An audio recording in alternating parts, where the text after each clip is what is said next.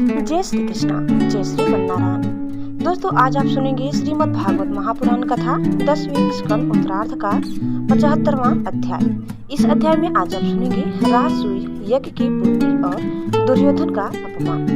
राजा परीक्षित ने पूछा, भगवान, अजात शत्रु धर्मराज युधिष्ठिर के राजसूय यज्ञ महोत्सव को देखकर जितने मनुष्य, नरपति, ऋषि, मुनि और देवता आदि आए थे वे सब आनंदित हुए, परंतु दुर्योधन को बड़ा बड़ी पीड़ा हुई। यह बात मैंने आपके मुख से सुनी है। भगवान, आप कृपा करके इसका कारण बतलाइए। श्री सुखदेव जी कहते हैं, परीक्षित, तुम्हारे दादा युधिष्ठिर बड़े महात्मा थे। उनके प्रेम बंधन से बंधकर सभी बंधु बांधवों ने राजसूय यज्ञ में विभिन्न सेवा कार्य स्वीकार किया था। भीमसेन भोजनालय की देखरेख करते थे, दुर्योधन कोषाध्यक्ष थे, सहदेव सब अभ्यागतों के स्वागत सत्कार में नियुक्त थे और नकुल विविध प्रकार की सामग्री एकत्र करने का काम देखते थे। अर्जुन गुरुजनों की सेवा शुश्रूषा करते थे और स्वयं भगवान श्री कृष्ण आए हुए अतिथियों के पांव पखारने का काम करते थे। देवी द्रौपदी भोजन परसने का काम करती थी और उदार शिरोमणि कर्ण खुले हाथों दान दिया करते थे। परीक्षित इसी प्रकार सत्य की विकर्ण, हार्दिक के विदुर, भूरिश्रवा आदि वाहिक के पुत्र और समदर्दन आदि राजसूय यज्ञ में विभिन्न कर्मों से नियुक्त थे। वे सब के सब वैसा ही काम करते थे जिससे महाराज युधिष्ठिर का प्रिय और हित हो।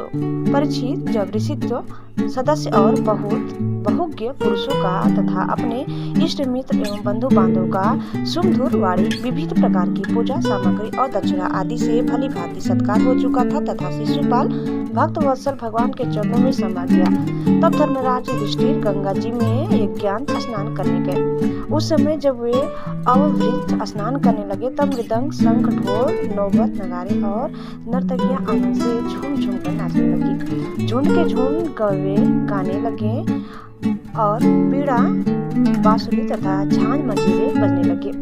इनकी तुमुल ध्वनि सारे आकाश में गूंज गई। सोने के हार पहने हुए यदु, सृंजय, कंबोज, कुरु, केकय और कौशल देश के नरपति रंग बिरंगी ध्वजा पताकाओं से युक्त और खूब सजे धजे गजराजों, रथों, घोड़ों तथा सुसज्जित वीर सैनिकों के साथ महाराज युधिष्ठिर को आगे करके पृथ्वी को कपाते हुए चल रहे थे।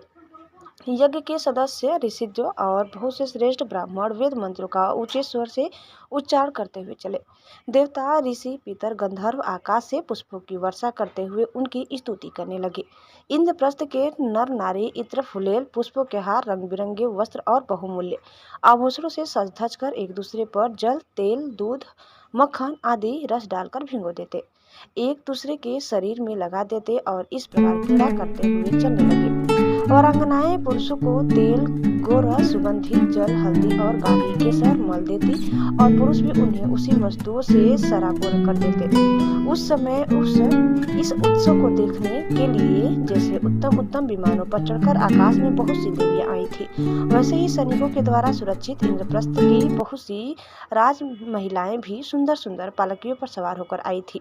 पांडव के ममेरे भाई श्री कृष्ण और उनके सखा उन रानियों के ऊपर तरह तरह के रंग आदि डाल रहे थे।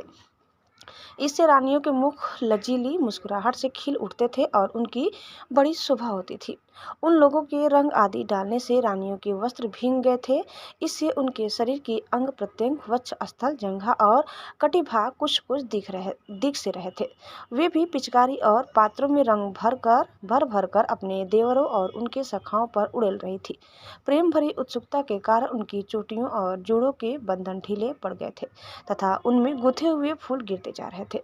परिचित उनका यहाँ रुचिर और पवित्र विहार देखकर मलिन अंतःकरण वाले पुरुषों का चित्त चंचल हो उठता था, काम मोहित हो जाता था।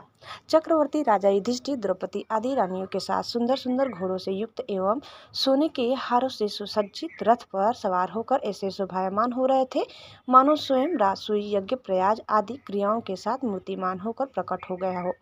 ऋषित्व जनों ने पत्नी संयाज तथा यज्ञांत स्नान संबंधी कर्म करवा लाकर द्रौपदी के साथ सम्राट युधिष्ठिर को आचमन करवाया और इसके बाद गंगा स्नान।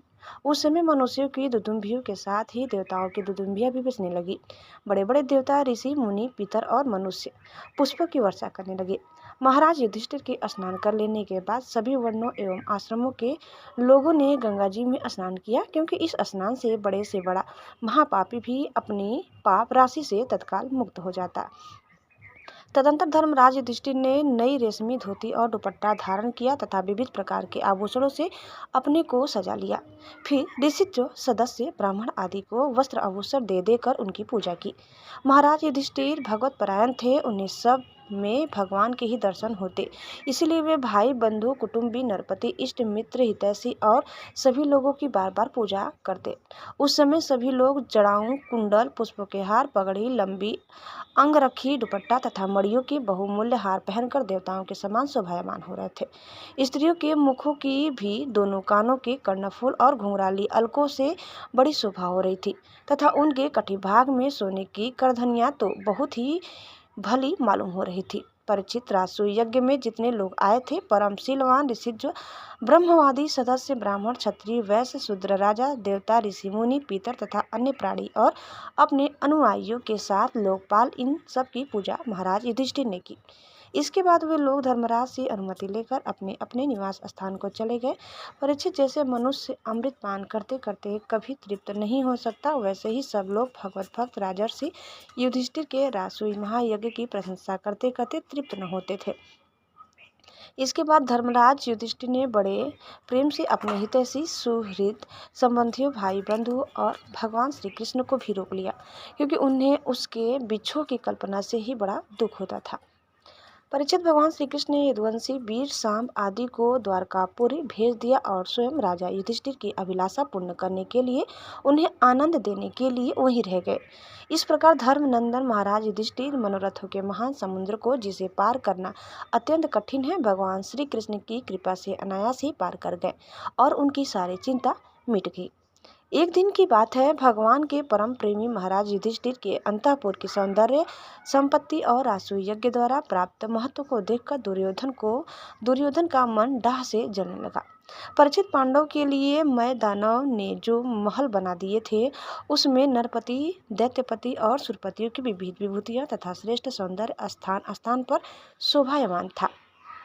उनके द्वारा राजरानी द्रौपदी अपने पतियों की सेवा करती थी। उस राजभवन में उन दिनों भगवान श्री कृष्ण की सहस्त्रों रानियां निवास करती थी। नितंब के भारी भार के कारण जब वे उस राजभवन में धीरे धीरे चलने लगती थी, तो उनके पायजेबों की झनकार चारों ओर फैल जाती थी। उनका कटिभाग बहुत ही सुंदर था तथा उनके वक्षस्थल पर लगी हुई केसर की लालिमा से मोतियों के सुंदर श्वेतहार भी लाल लाल जान पड़ते थे। कुंडलों की और घुंघराली अलकों की चंचलता से उनके मुख की शोभा और भी बढ़ जाती थी। यह सब देखकर दुर्योधन के हृदय में बड़ी जलन होती। परीक्षित, सच पूछो तो दुर्योधन का चित्त द्रौपदी में आसक्त था और यही उसकी जलन का मुख्य कारण भी था। एक दिन राजाधिराज महाराज युधिष्ठिर अपने भाइयों, संबंधियों एवं अपने नयनों के तारे परम हितैषी भगवान श्री कृष्ण के साथ मैदानों की बनाई सभा में स्वर्ण सिंहासन पर देवराज इंद्र के समान विराजमान थे। उनकी भोग सामग्री उनकी राजलक्ष्मी ब्रह्मा जी के ऐश्वर्य के समान थी। बंदीजन उनकी स्तुति कर रहे थे। उसी समय अभिमानी दुर्योधन अपने दुशासन आदि भाइयों के साथ वहां आया। उसके सिर पर मुकुट, गले में माला और हाथ में तलवार थी। परीक्षित, वह क्रोधवश द्वारपालों और सेवकों को झिड़क रहा था। उस सभा में मैं दानव ने ऐसी माया फैला रखी थी कि दुर्योधन ने उससे मोहित हो स्थल को जल समझकर अपने वस्त्र समेट लिए और जल को अस्त्र समझकर वह उसमें गिर पड़े। उसको गिरते देखकर भीमसेन, राजरानियां तथा दूसरे नरपति हंसने लगे। यद्यपि युधिष्ठिर उन्हें ऐसा करने से रोक रहे थे, परंतु प्यारे परीक्षित, उन्हें इशारे से श्री कृष्ण का अनुमोदन प्राप्त हो चुका था। इससे दुर्योधन लज्जित हो गया। उसका रोम रोम क्रोध से जलने लगा। अब वह मुंह लटकाकर चुपचाप सभा भवन से निकलकर हस्तिनापुर चला गया। इस घटना को देखकर सत्पुरुषों में हाहाकार मच गया और धर्मराज युधिष्ठिर का मन भी कुछ खिन्न सा हो गया। परीक्षित यह सब होने पर भी भगवान श्री कृष्ण चुप थे। उनकी इच्छा थी कि किसी प्रकार पृथ्वी का भार उतर जाए, और सच पूछो तो उन्हीं की दृष्टि से दुर्योधन को वह भ्रम हुआ था। परीक्षित, तुमने मुझसे यह पूछा था कि उस महान रासो यज्ञ में दुर्योधन को डाह क्यों हुआ, जलन क्यों हुई, सो वह सब मैंने तुम्हें बतला दिया। दोस्तों, इस प्रकार कथा यही समाप्त होती है। उम्मीद करते हैं कि आपको हमारी आज की कथा जरूर पसंद आई होगी। कैसी लगी कमेंट करके बताइए। चैनल में नए हैं तो प्लीज़ लाइक शेयर और सब्सक्राइब करना न भूलें। धन्यवाद। जय श्री कृष्णा, जय श्री मन्नारायण। एक बार प्रेम से बोलिए श्री भाग्य बिहारी लाल की जय।